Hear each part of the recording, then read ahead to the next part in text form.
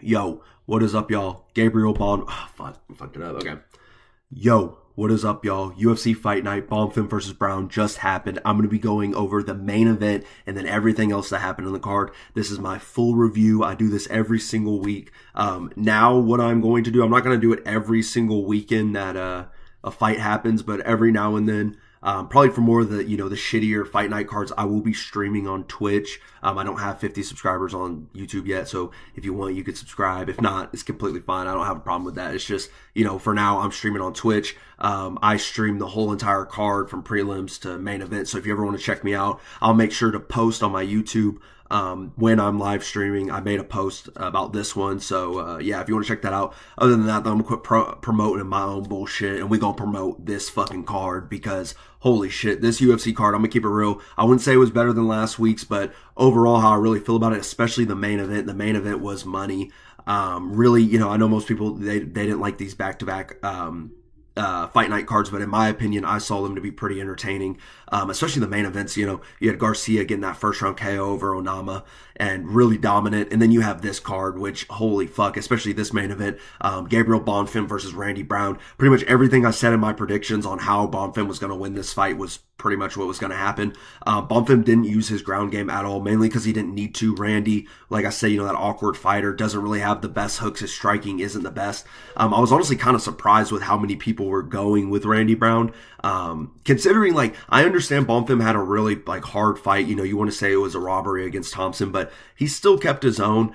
He looked really good, and honestly, in my opinion, he did way better than Randy Brown would have done against Thompson. I know it's kind of a dumb comparison, but I feel like a lot of people, they take away from Bonfim's last fight. But overall, with this performance, I am now a real big fan of Bonfim. The fact that he even KO'd Randy Brown was just amazing, that knee up the middle. But basically, the whole entire first round was just Bonfim chewing up that leg. I mean, he had 23 out of 27 fucking leg kicks. 23 landed, 27 attempted, insane. Brown was just getting absolutely tore up with those inside leg kicks. Bonfim didn't really need to use much of his strikes. I mean, when he did, he would either use a jab. He had a really nice lead hook in that first round. And then the second round, I mean, nothing really happened besides the knee up the middle for Bonfim. Just the same thing that was going on. When the knee up the middle happened and Brown went down, they both went down. It was a very weird moment. I thought maybe Bonfim had got hurt, but Brown, I mean, it was insane how he went down. Also, I think it's a little insane that people are saying that this was an early stoppage. When you really look back on it, by the time Bonfim would have hit him, Brown wouldn't have been protected. So I understand that Brown may have recovered, but I just think he didn't recover well. He took a huge shot, knee straight to the chin, and just really, Randy Brown with the length didn't really show much. I'm just going to keep it real. He had a couple good leg kicks. I think there was a moment where he was landing he landed a nice 1-2. But other than that, like I said in my predictions, his hooks, his striking, just very awkward. I didn't really think it would be that really much of a challenge for Bonfim. I really just saw the power of Randy Brown being a problem, but I don't even think that was a problem for Bonfim at all. I mean, really, in my opinion, kind of a masterclass by Bonfim. I mean, this was, it was even, but I really think that Bonfim in that first round, he was showing levels, once again, chewing that fucking leg of Randy Brown. Brown, towards that second half of the first round, he was already looking flat-footed, already looking like he was out of the fight. And that's Randy Brown's biggest problem. He doesn't know how to really check leg kicks, and yeah, he definitely paid for it in this fight. Really good performance by Gabriel Bonfim, really, really good. Grew a fan. I really like Gabriel Bonfim now, so I'll definitely be watching out for him.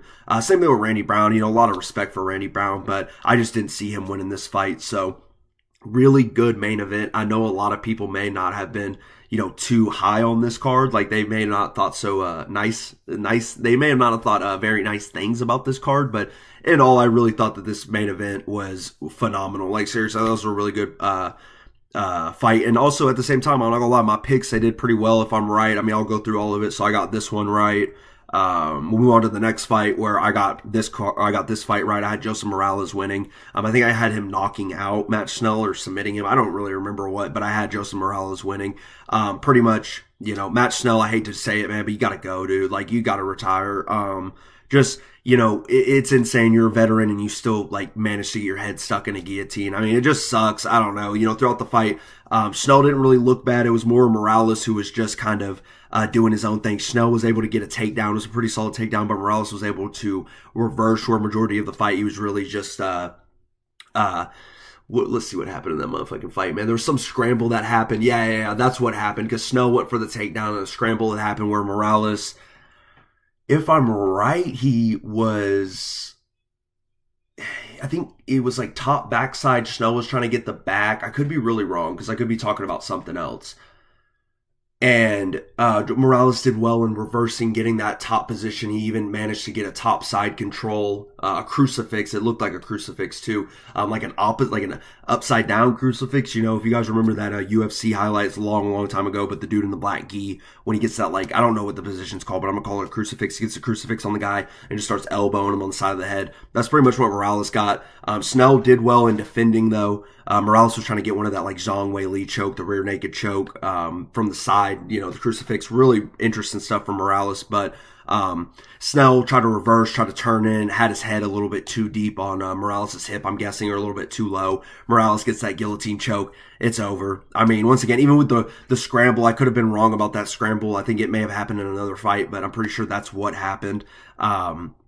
And yeah, overall, good, in my opinion, good finish for Morales against a veteran. He may not be the best, but, you know, Matt Snell, one of those crafty vets. Maybe not crafty anymore, but he's still a vet. So, good performance by Morales. Moving on to the next fight, we had Muslim Salikov versus Uros Medic. I'm 3-0 now. I had Medic winning this fight. I don't know if I had him in first round KO, but that's pretty much what he did. He looked really good. Muslim Salikov just being 41 years old. Yes, he is tricky. He has those spinning wheel kicks, but wheel kicks against who? Not really that good of dudes, in my opinion, especially dudes like Medic. I know Medic, little chinny. He definitely can get hurt in his fights, but still a solid dude, knocking out motherfuckers, man.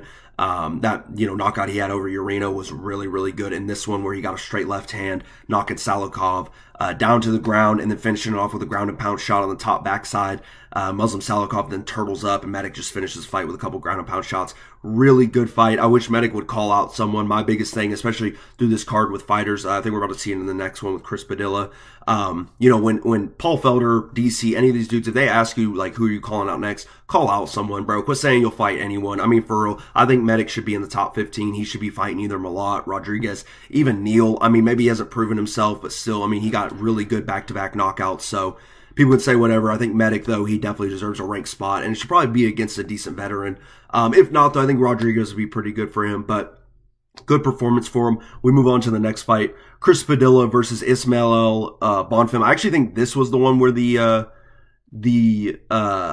someone called the reversal happened, because Padilla never had a takedown, and Ismail, he went for a takedown. Padilla was able to reverse, get top position, I wouldn't say he took most control of that fight. I'm pretty sure it was like 3 minutes. Most of the control you see is from cage clinching from Padilla, if I'm right, which was really good too. I'm not going to lie. Good work. I feel like through this fight, Chris Padilla, most of the shots that he was taking from Ishmael, was in the guard. He did very well defensively. I think there was a moment where he did eat a big, straight right hand, and he also took some body uppercuts from Ishmael. I mean, those were really good by him, by Bonfim to go for the body work. Didn't really work though. I thought Chris Padilla, every single time when he went in with that 1-2, it worked. He looked really good, especially with the leg kicks. He was chopping the fucking legs down.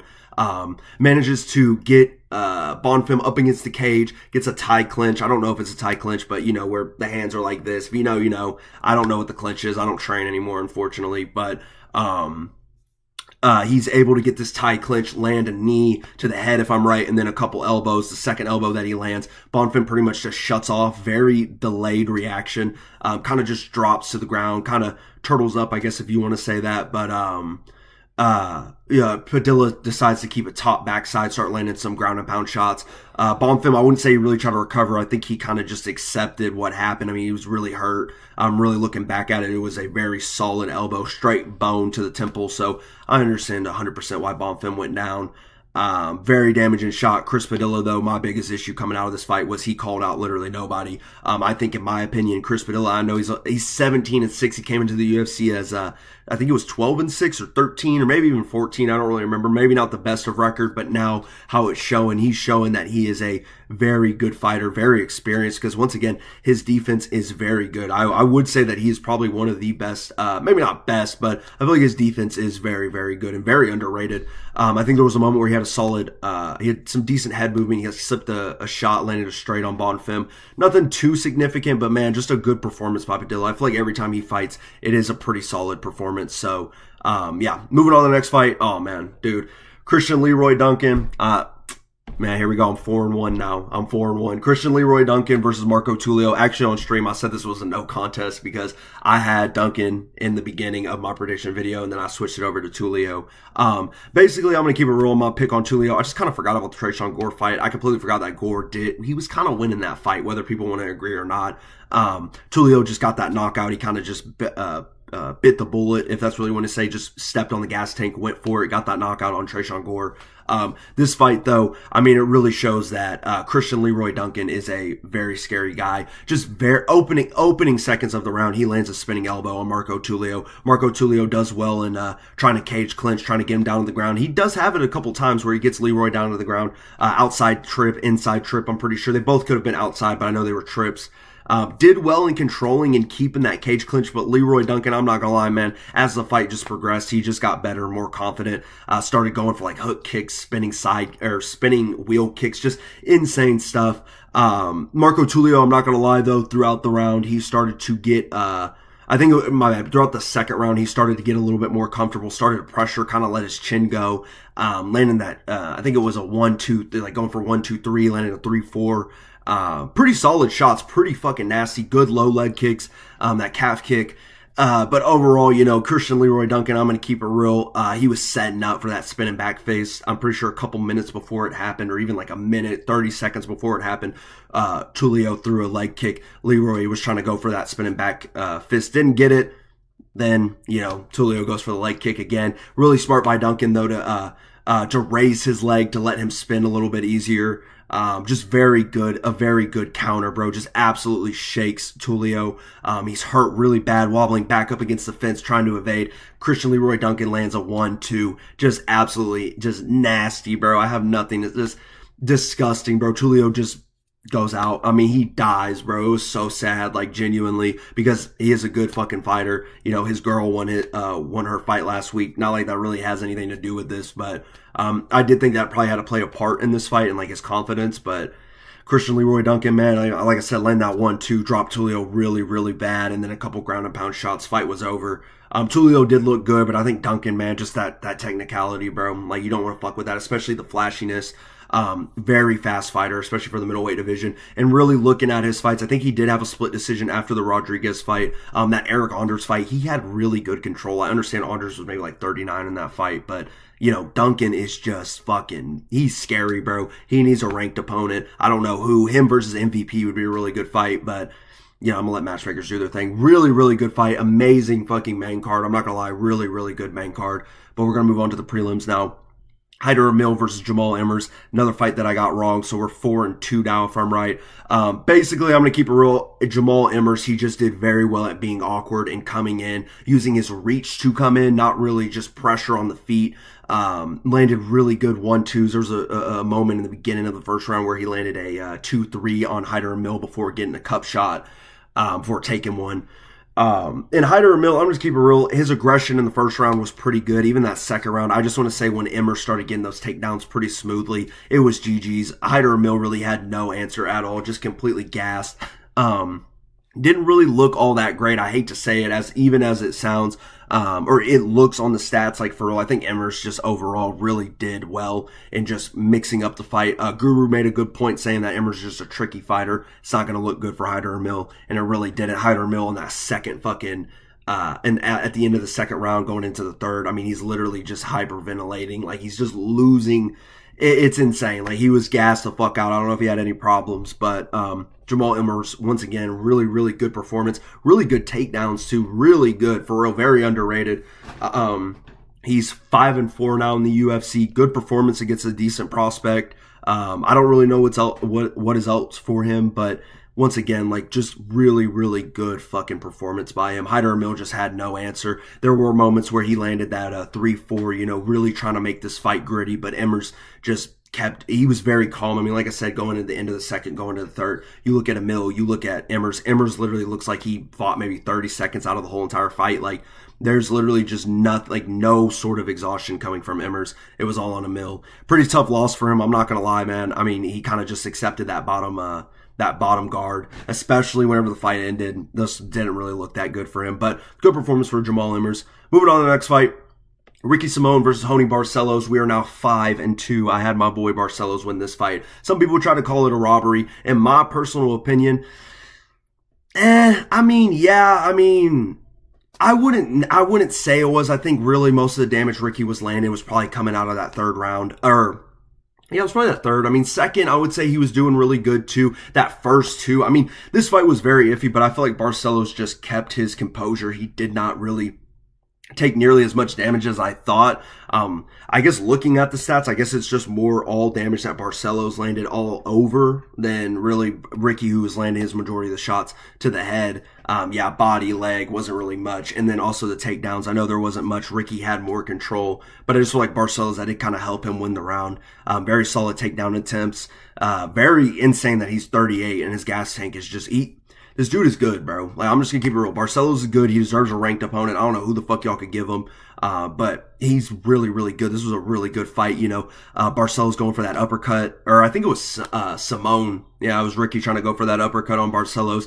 Landed pretty good shots going with that. I think he did land it. It was like an overhand hook. It was like an overhand hook, uppercut. I think it was Barcelos or Ricky. I can't even really remember, man. But these dudes, they were really trying to exchange, trying to knock each other out. Especially Ricky was trying to knock out Barcelos. But Barcelos did well, once again, just staying composed. Leg kicks as well. I'm not trying to sound like Joe Rogan here, but seriously, that did kind of help Barcelos a lot. Especially making the fight gritty, not really letting Simon control the fight.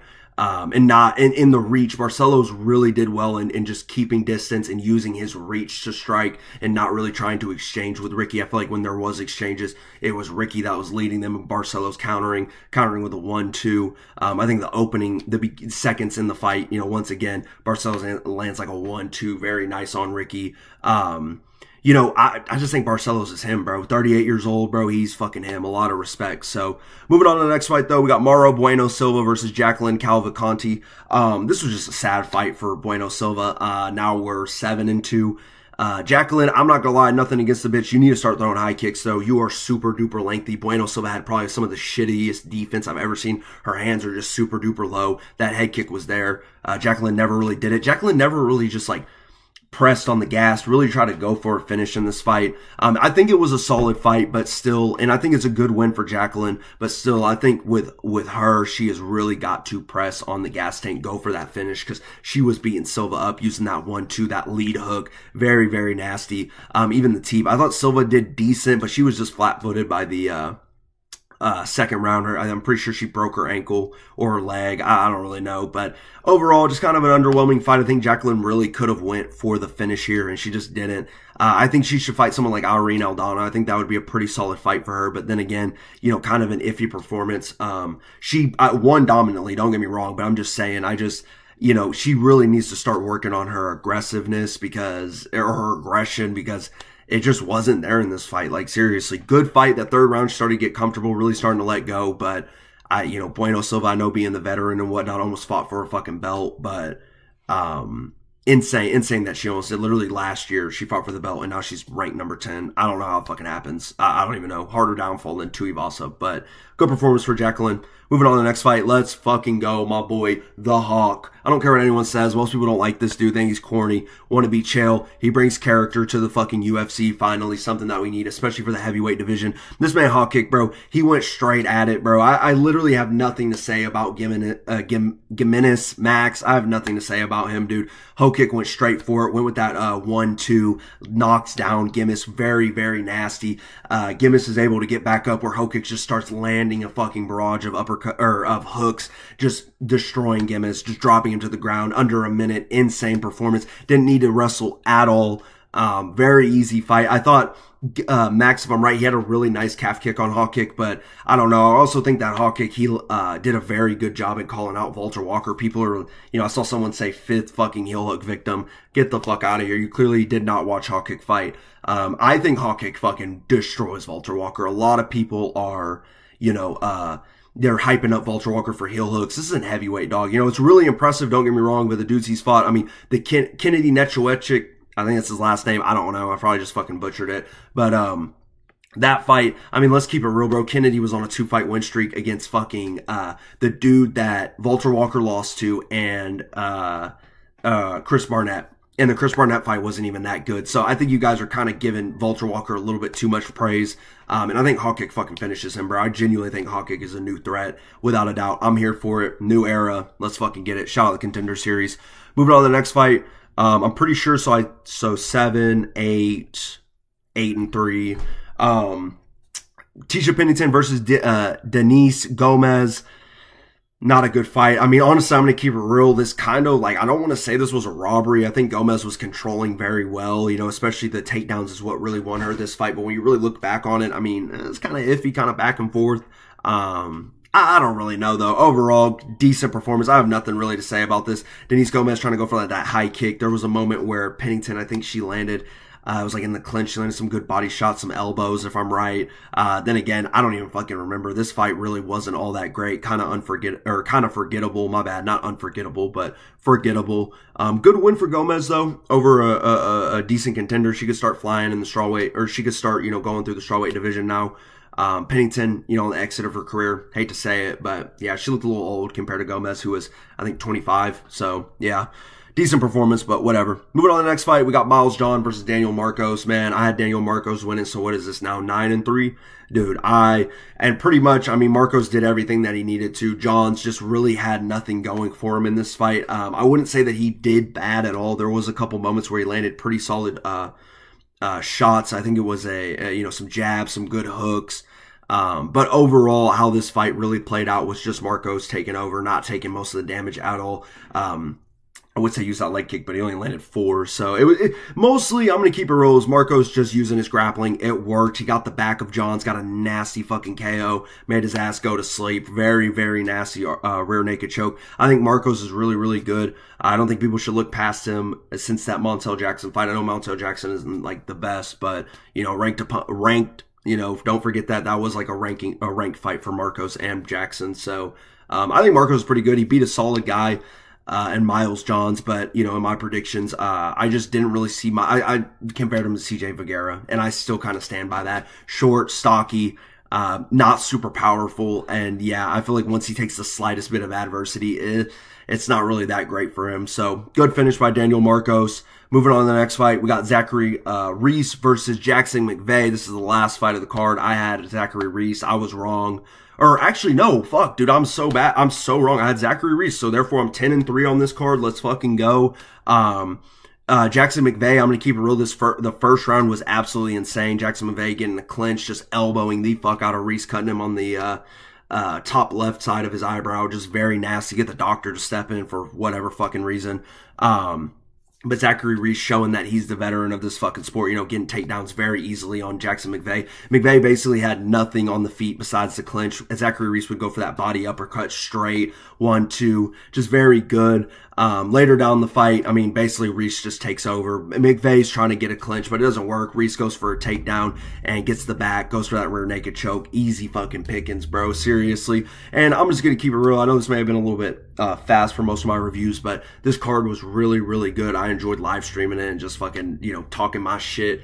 W fucking card, man, for real. And I'm going to keep it real. If I really could rate it anything, I mean, you know, I think last week's card was probably like a 7, like a 6, you know, and I think this card, like, I'm going to keep it real. I don't know, most people are going to agree. I'm going to say it was about an 8. I mean, the main card really, really shined. That main event really, really shined.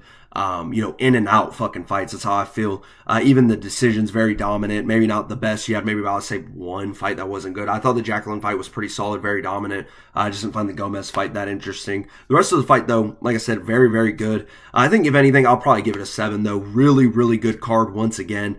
Can't wait for UFC 322. Not going to do any predictions for that. because I already did, but I'll make sure I'll start doing prediction videos now, and I'll just do it on the card that's coming up because predictions are actually kind of fun. So once again, shout out my Twitch if you guys want to check me out on Twitch. I don't stream all the time, but for UFC fight nights, even pay-per-views, I'm not gonna lie, 322, I'm not probably gonna live stream it. I'm probably gonna go hang out with my friends and shit, but the cards that you ain't hanging out with the boys and shit, I'll be live streaming, so you got a motherfucking boy to hang out with.